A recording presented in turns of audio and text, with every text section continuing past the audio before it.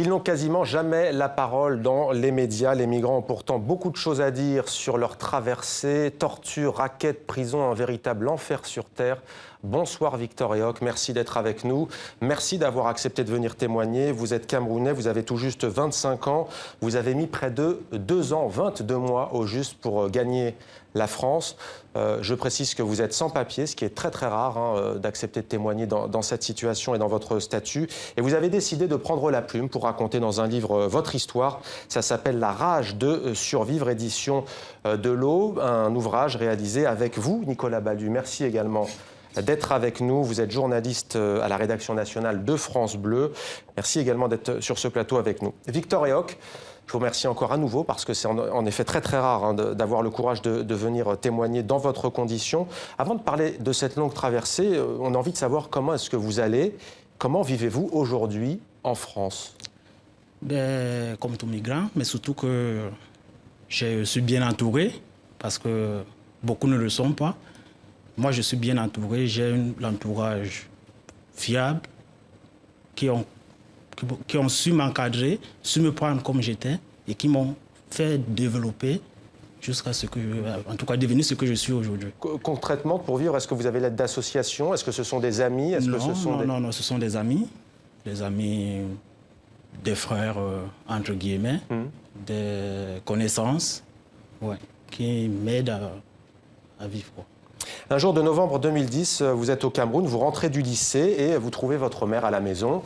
Elle est plutôt heureuse et elle vous dit « Mon petit frère est arrivé en Europe ». Vous regardez votre mère et vous lui dites « Mais ça fait 6 mois qu'il a pris l'avion et il t'envoie seulement maintenant des nouvelles ».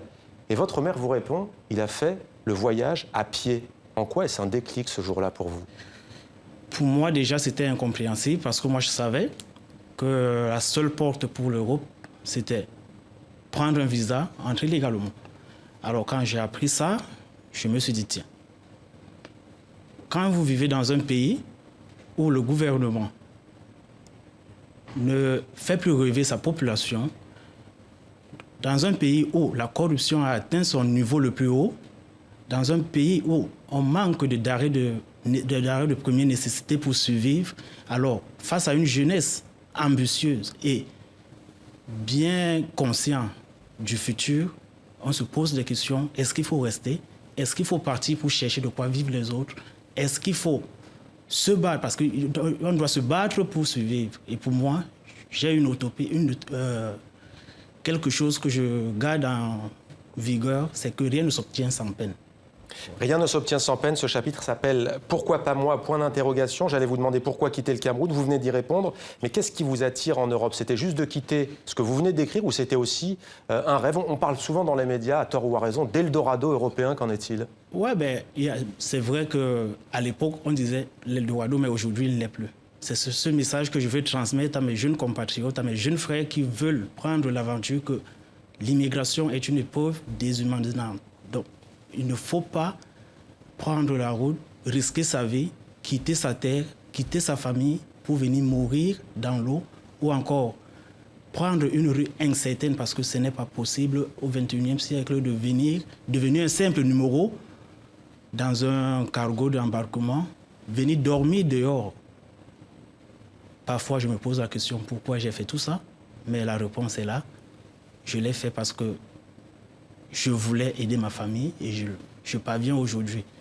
Malgré les circonstances douloureuses passées, mais je parviens à m'adapter. Et on va en parler de ces circonstances et de ce vécu douloureux. Nicolas Ballu, votre livre est rare, disons-le. Le phénomène des migrants est souvent réduit à des chiffres, celui du nombre de victimes, de ces bateaux qui chavirent en Méditerranée ou en mer Égée. Il y a aussi celui, bien entendu, des arrivants. On dit toujours depuis le début de l'année, tant de migrants sont arrivés en Europe. Comment est-ce que vous êtes arrivé jusqu'à ce jeune Camerounais? C'est un hasard. En fait, c'est un proche, un de mes frères, qui s'appelle Rémi, qui travaillait, qui donnait un coup de main à une association qui s'appelle Afrique Santé, et qui a eu la chance de rencontrer Victor. Et ils se sont parlé, et à un moment, il lui a dit « Mais tu devrais essayer d'écrire ton histoire ». Je pense que c'était important pour Victor, en fait, de mettre des mots sur ce qu'il avait vécu, sur tout ce qu'il avait vécu, parce que Dieu sait qu'il en a vécu des choses. Et à partir de ce moment-là, donc il a fait un récit d'une vingtaine de feuillets, et à partir de là, en fait, donc mon frère m'en a parlé. Je suis allé le voir, j'ai lu ce que lui avait mis sur papier, j'ai vu ce qu'il avait vécu, et je me suis dit qu'il n'était pas possible de ne rien en faire. D'autant que, vous l'avez entendu, en fait, lui-même, Victor, voulait faire quelque chose de ce récit. Mais qu'est-ce qui vous a frappé? C'était très descriptif. Qu'est-ce qui vous a précisément frappé? D'abord, la force de vie. Et la détermination progressivement inflexible. Plus il se passe de choses dans sa vie, plus ça renforce sa détermination. Il est racketté, c'est pas grave, il va continuer. Il est torturé, c'est pas grave, il ira au bout. Il y a un moment où il arrive à avoir une blanchisserie à Bamako, il pourrait s'arrêter là. Mais non, il continue. Parce qu'il s'est fixé un objectif, parce qu'il y a un rêve. Il y a un rêve derrière. Très descriptif, donc j'aimerais juste lire un extrait. C'est d'ailleurs le début de votre livre, Victor et Hog. Je suis immobile, je suis à plat ventre, je vais mourir cette nuit. Demain peut-être, je suis épuisé, je suis seul. Quel souvenir gardez-vous de ces moments? Qu'est-ce que vous vous dites à ce moment-là? Comment trouver la force, comment la puiser pour avancer? Juste en priant. Parce que en ce moment, j'étais tellement fatigué face à la torture, face à tous les raquettes passées. Donc je me suis dit, il n'y a que la prière qui peut me sortir de là. Alors je me suis mis à prier. Mais concrètement, comment survit-on? Comment vous faisiez pour boire, pour manger, pour avancer On parle souvent de ces passeurs, par exemple. On imagine qu'ils sont aussi à la source du mal que vous avez vécu. Racontez-nous.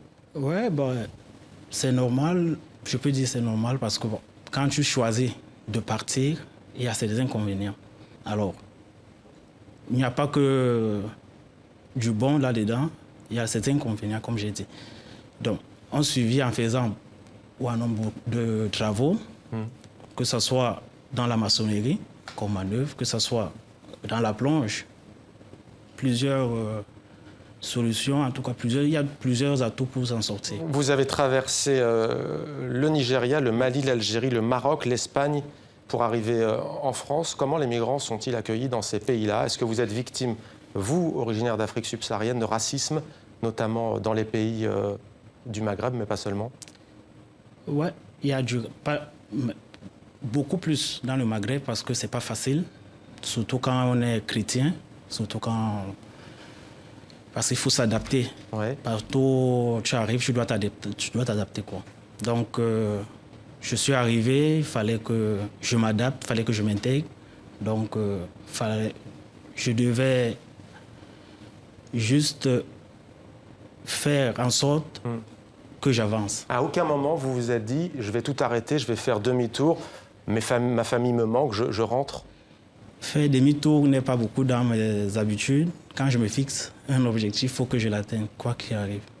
Et ma famille me manquait, bien sûr, mais je voyais plutôt l'avenir parce que je me disais, en Europe, je pourrais les soutenir, quoi. Nicolas Ballu, ce qui frappe, c'est cette rage de vivre, hein. Vous l'avez dit, ou plutôt de survivre, hein, comme l'indique le titre de votre livre, la rage de survivre.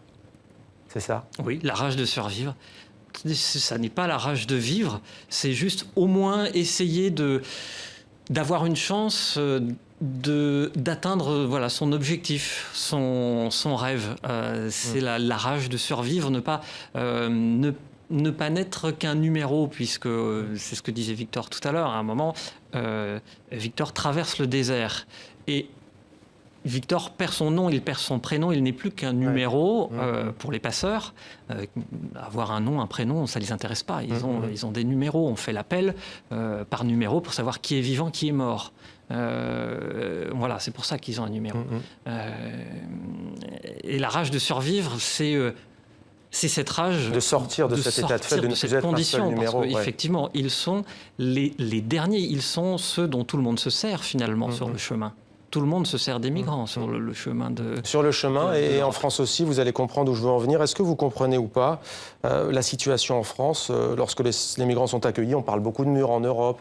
On a parlé à Calais d'un possible mur construit par la Grande-Bretagne et la France. Quel regard portez-vous sur justement ce débat omniprésent? Tous les efforts que les Européens mettent en œuvre pour bloquer les migrants, je ne peux pas dire que ça ne sert à rien. Parce que nous avions, quand nous partons, nous avions une volonté inouïe. D'ailleurs, vous êtes passé par Ceuta et Melilla. Voilà. Donc, quand on part pour la survie. Quel qu'en soit le cas, quand tu pries, tu dis « je m'en vais, il faut que je passe ». Donc, pour moi, les murs, pour moi, ne servent à rien.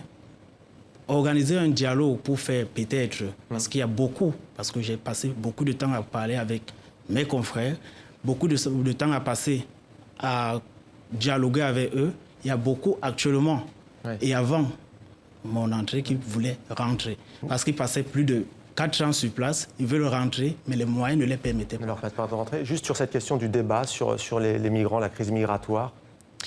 Je pense que le récit de Victor, de l'histoire de Victor, elle montre une chose, c'est que c'est un débat qu'on ne peut pas résumer, il faut le prendre bien sûr que non, ou à quelques propositions pour faire plaisir à droite ou à gauche. C'est un problème à prendre vraiment dans sa globalité. Et quand je dis dans sa globalité, c'est ici, c'est... Avec la question économique, la corruption dont a parlé Victor Eoc. On va terminer par une question que vous a posée Nicolas Ballu, puisqu'à la fin, après le récit, il y a des questions que vous pose Nicolas Ballu. À quoi rêvez-vous aujourd'hui? Quels sont vos espoirs? Comment voyez-vous l'avenir? Tout juste comme tout citoyen, travailler dans la toute transparence, parce que quand on arrive, nous sommes jeunes, on aspire à un boulot, à un avenir meilleur. Très simple et pas parfaite, mais meilleure. Merci beaucoup Victor Eoc d'avoir accepté de témoigner, je dis même d'avoir eu le courage de témoigner à visage découvert. Je rappelle que vous êtes migrant, jeune Camerounais sans papier, aujourd'hui en France. Un récit écrit avec Nicolas Ballu, c'est aux éditions de l'Aube, La rage de survivre. Merci à vous deux.